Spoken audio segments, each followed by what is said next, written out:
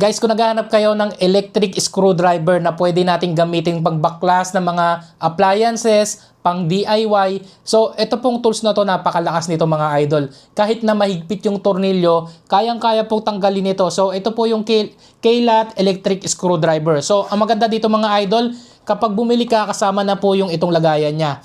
At nandito na rin yung mga screw bit.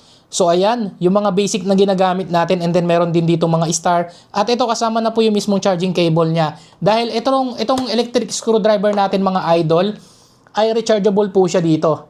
So Type-C po yung kanyang charger dito, and then meron siyang clockwise, counterclockwise at yung kanyang on and off button.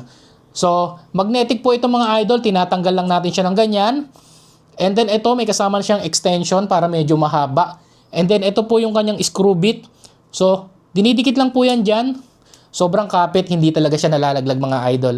So, napakaganda nito mga idol. Kaya naman kung gusto nyo rin, so kasama na po yung pinakalagayan yan mga idol.